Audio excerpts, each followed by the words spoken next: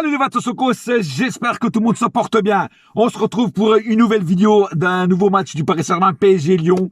Mais avant de commencer mon débrief, je tenais à avoir une petite pensée pour le débriefeur marseillais qui nous a quitté, Malville. René Malville, voilà, qui nous a quittés aujourd'hui. Voilà, on peut aussi oublier de temps en temps, dans ces circonstances-là, la rivalité qu'il y a entre Paris et Marseille. Donc, en plus, c'était le seul vraiment débriefeur que je respectais, parce que les autres, je respecte pas, parce que eux ne respectent pas non plus. Donc voilà, lui, il a jamais insulté Paris, voilà. Donc, il a toujours été correct. Donc, une petite pensée pour ce débriefeur qui nous a quittés, une pensée à sa famille. Voilà, repose en paix. Voilà, ceci étant dit, passons tout de suite au débrief de PSG Lyon. Alors, match très intense, mais bon, on s'y attendait, hein, c'est ce qu'on voulait, nous. Hein. Voilà, si toutes les équipes de Ligue 1 joueraient comme ça, comme Lyon a joué ce soir, ça mettrait plus de peps à la Liga, ça nous mettrait plus de suspense, et on perdrait pas une miette, tu vois. C'est parce que là, on n'en a pas perdu une miette, ça partait dans tous les sens, autant d'un côté comme l'autre. Voilà ce que je veux dire. Très très bon match des deux équipes. Du côté lyonnais, un joueur qui m'a vraiment séduit, c'est Paqueta. Paqueta vraiment est un joueur très bon, très intense. Le duel Paqueta-Neymar, ça m'a franchement, j'ai aimé. Et mais voilà, deux bonnes équipes qui se sont affrontés mano mano, voilà, avec leurs armes, et franchement ça a fait des étincelles, et ils ont vraiment mis le feu dans le Parc des Princes, parce qu'on a ces deux équipes qui jouent le football, deux équipes, j'ai plus de voix parce que j'ai tellement crié, surtout sur le but d'Icardi. Donc voilà, deux équipes, c'est les deux équipes les plus fortes du championnat français, hein, voilà, en tout cas sur le papier. Alors oui, il y a aussi Monaco qui est très bon certaines années. Mais ce soir, c'est deux grosses équipes qu'on a vu s'affronter sur le terrain, et franchement j'ai aimé ce match. Alors oui, il y a des coups de gueule à pousser, oui, il y a des trucs qui ont été pas bons du côté Paris Saint-Germain. Alors du côté Paris Saint-Germain, en première mi-temps, on a vu un Paris Saint-Germain assez concentré, qui passait bien le ballon, qui jouait bien, qui jouait en équipe. Pareil du côté lyonnais, je trouve que Lyon aussi a joué en équipe. Donc voilà, deux très bonnes équipes en première mi-temps, mais Paris Saint-Germain en première mi-temps ne m'a pas déçu. Ce qui manquait juste en première mi-temps, c'est les buts. Voilà, ils sont pas venus Messi à taper la barre. Encore une fois, devrais-je dire, mais j'espère qu'un jour il va arrêter de taper les barres. Bruges, Lyon, prochaine fois ça sera dedans, j'espère. Et donc assez bon match dans l'ensemble, assez bonne mi-temps, devrais-je dire, du Paris Saint-Germain en première mi-temps. En deuxième mi-temps, ça a été plus compliqué. On a vu des joueurs qui sont un petit peu éteints, je dirais qui après dans le cas par cas. Et je veux vous dire franchement, on s'en sort très bien. On s'en sort très bien parce qu'avec un penalty, on s'en sort très bien parce que les penaltys peuvent ne pas arriver durant le match. Alors, est-ce qu'il y avait penalty ou pas? Moi, j'ai dit oui, mais avec un contact très léger. Voilà, Neymar, très professionnel, joue le jeu. Donc, Turpin n'a pas été voir la VAR. Je sais même pas s'il y avait un VAR d'ailleurs sur ce match. En tout cas, penalty pour le Paris Saint-Germain que Neymar. D'ailleurs, je me demandais qui allait tirer le penalty, c'était Messi ou Neymar. Apparemment Neymar, il a pris le ballon, il s'est fait justice lui-même. Voilà, il a marqué très beau contre-pied sur le penalty. Et après donc un match dans la difficulté parce que Lyon a poussé jusqu'à la dernière minute. Il y a eu la panique dans la défense. Donc voilà, il y a encore beaucoup de choses à revoir. Beaucoup de déchets techniques durant le match. Très peu de courage pour tirer au but de loin. On aurait dit que les joueurs du Paris Saint-Germain voulaient rentrer avec la balle dans les filets. De temps en temps, il faut tenter des tirs de loin. Des fois, ça marche. Mais voilà, en tout cas, il y a encore beaucoup de choses à revoir. Et un coup de gueule sur le coaching de Pochettino. Comment tu fais pour sortir Messi, frère? Mais t'es un cinglé, toi. Ouais, en fait, tu veux quoi, toi? Tu veux juste dire, ouais, moi, je suis le coach qui a eu des couilles pour sortir Messi. Mais t'es un ouf, toi. Tu fais sortir Messi pour faire rentrer Hakimi. Et tu laisses Kerrer sur le terrain qui a fait que de la merde. Eh, t'es un ouf, Pochettino. T'es un ouf. Mais là, je te mets un 0 pointé pour ton coaching, là, frère. Non, mais comment tu fais? Même Messi, là, il a pas compris. Même Messi, là, il a refusé de te serrer la main, frère. T'es un ouf, toi. Comment tu fais pour sortir un Messi quand tu laisses des Kerrer et des Gay sur le terrain qui n'ont pas été terribles, mais je vais y revenir. Alors, regarde, si tu dois sortir un attaquant sans Mbappé, qui n'a pas été bon, à part sur la passe D, mais j'y reviendrai aussi. Mais tu sors pas Messi, t'es un ouf, toi. Ah non, là, Pochettino, coaching 0, frère. 0. Enfin bref. Maintenant, je vais aller aux statistiques du match. 14 tirs du côté PSG, 12 du côté lyonnais. Donc ça se vaut.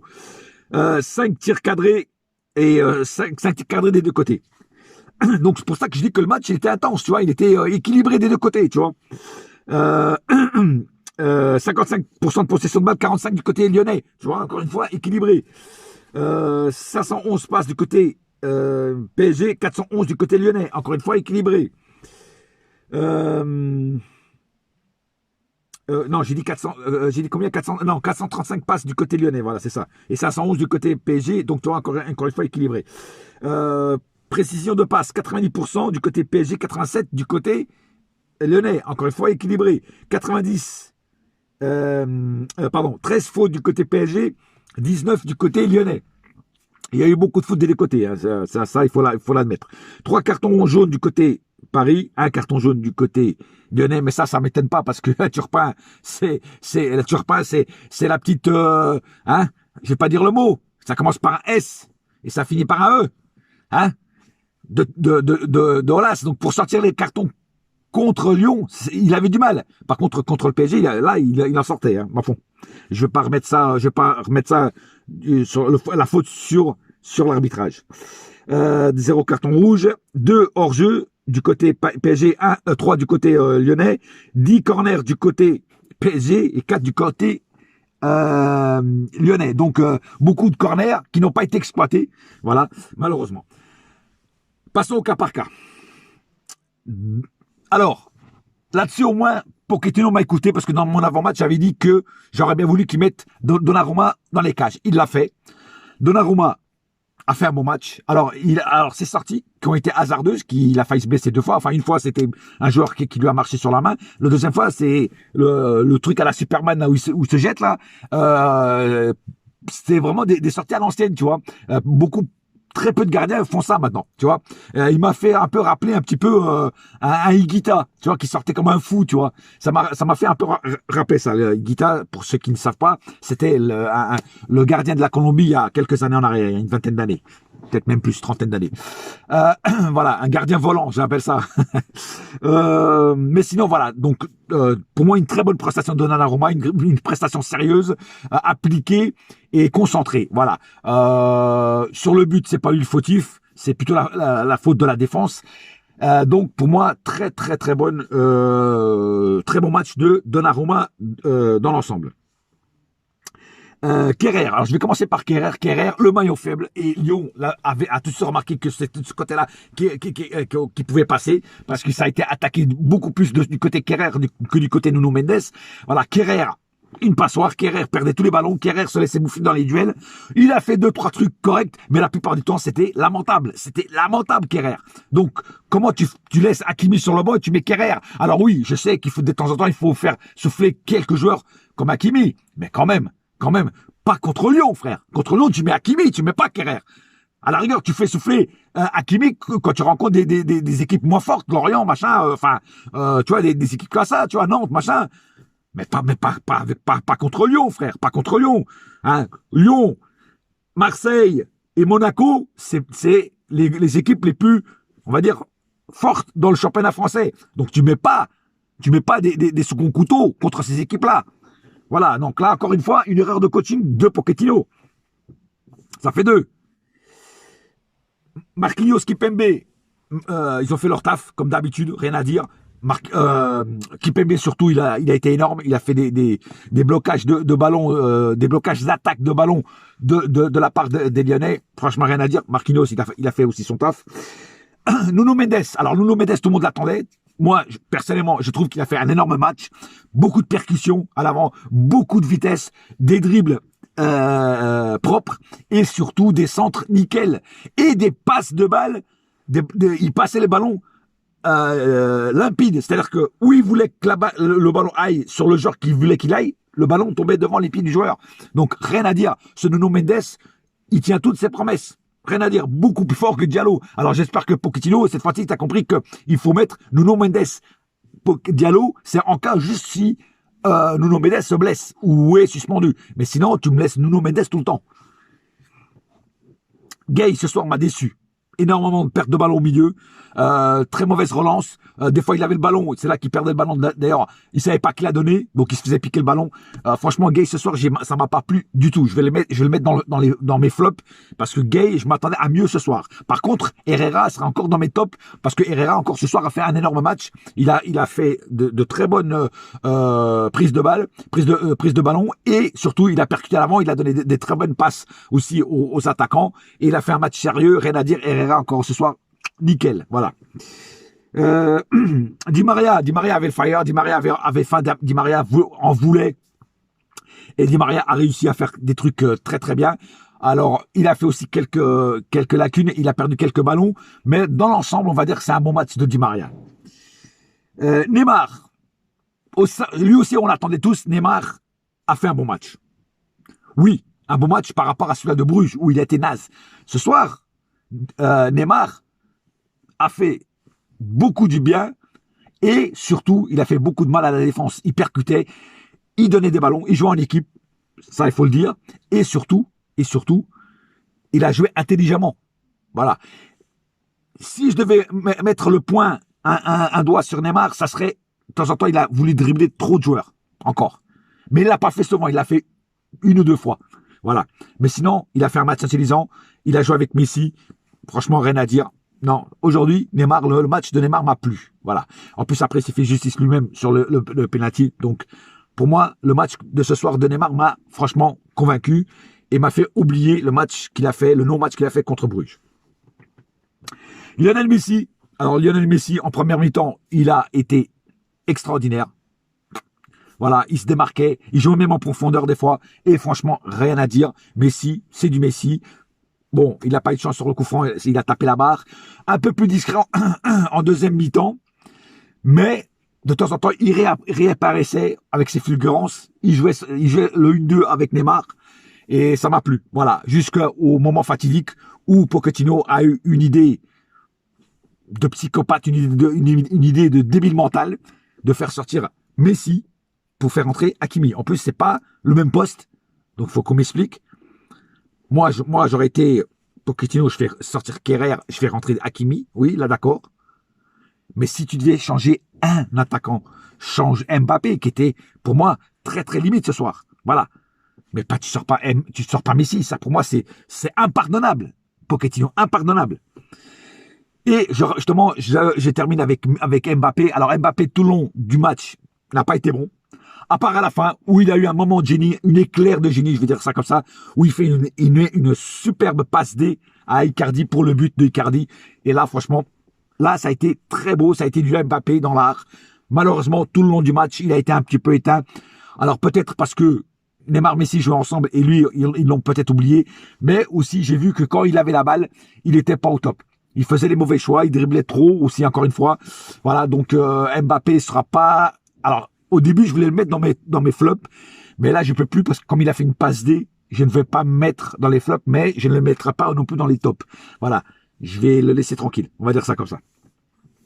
Très bonne entrée de Icardi, voilà. Alors que moi, quand j'ai vu rentrer Icardi, je me suis dit, à quoi ça va servir Icardi? Il va rien nous apporter? Bah si, comme quoi, des fois, il y a des miracles. Et Icardi a fait une très bonne entrée, très beau but d'Icardi, rien à dire. Il nous a sauvés pratiquement à l'avant-dernière minute. Et rien à dire, j'ai vraiment mal à la gorge, j'ai trop crié. Et Icardi, voilà, a fait son entrée comme l'entrée des stars sur les Champs-Élysées, voilà. Et il nous a marqué le but sauveur parce que franchement, je voyais ça comme un match nul. Et lui, il vient mettre son petit grain sur la sauce sur le gâteau et il vient nous sauver. Vraiment, Icardi, très bonne entrée. Voilà. Hakimi n'a pas fait une mauvaise entrée. Voilà, il est tout de suite rentré dans le bain. C'est ça que j'aime bien avec ce joueur-là, avec Hakimi, c'est que il rentre tout de suite dans le bain. Il n'a pas besoin de pré-réchauffement. Tu vois, c'est le mec, il rentre, tac, tac, tac, tac, ça y est. Il a les automatismes, il a la vitesse. Et voilà, Hakimi. Alors pourquoi? C'est pour ça la question, pourquoi mettre Kerrer? Surtout contre Lyon. Mais Kerrer contre des petites équipes de Ligue 1, mais pas contre Lyon, frère. Voilà, par exemple contre Clermont. Voilà, c'est là qu'il fallait mettre Kerrer. Tu vois ce que je veux dire? Mais voilà, il y a des fois, le coaching de Pochettino, désolé, mais moi, je ne le comprends pas. Et s'il nous fait des trucs comme ça tout le long de l'année, Pochettino, je pense que ça va gueuler. Hein, et je ne serai pas le seul à gueuler sur Pochettino. Même ceux qui, d'habitude, le protègent, je pense que là, ils vont changer d'avis. Parce que là aujourd'hui, il a fait des erreurs. 2 erreurs pour moi. C'est mettre Kerrer titulaire et sortir Messi, quoi. C'est impardonnable. Impardonnable. Pour un coach de ce standing, soi-disant, faire ces erreurs de coaching, pour moi, c'est impardonnable. C'est impardonnable. Moi, je verrais pas un Mourinho ou un Pep Guardiola ou un Jürgen Klopp faire un truc comme ça, tu vois. C'est hallucinant. Enfin, bref. Voilà. Pas plus à dire sur ce match. En tout cas, on a les 3 points, même si c'est à l'arrache. Mais j'ai vu un match passionnant du début à la fin, avec des actions des 2 côtés.